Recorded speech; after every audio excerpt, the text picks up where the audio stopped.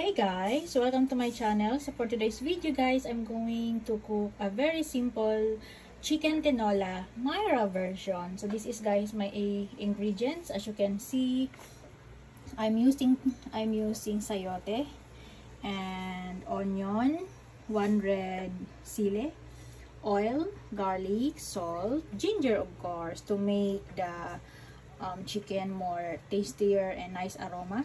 And I'm using magic sarap, and of course I'm using dahon ng sili, and the chicken I already marinated in black pepper and salt and black pepper, and of course water. So this is the water guys. So let's start.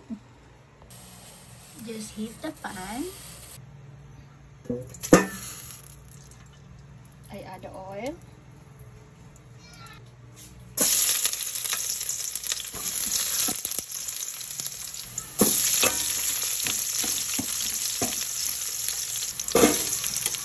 Luya.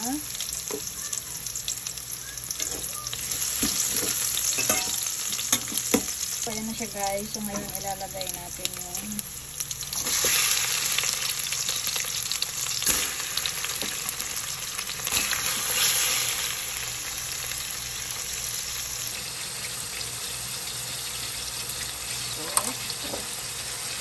black pepper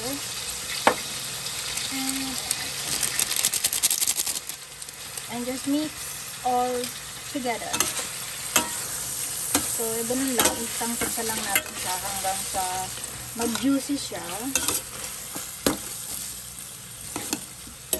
Tatakpan na muna natin para siya medyo mag-isa.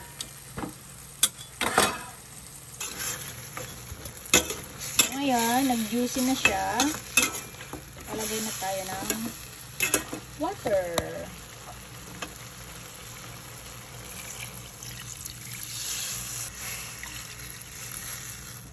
So, kunti lang. Tapos, eto na yung gulay. So, ayan guys. Kumulo na siya. Ayan.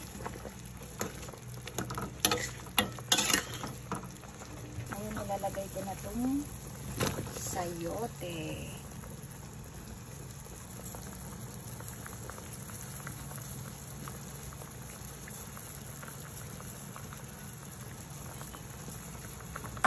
Hi guys! So, nandito na ang chef, Char.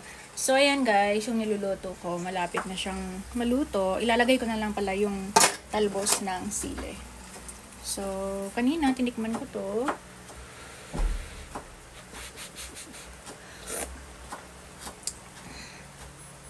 Sarap! So, ngayon, okay na siya.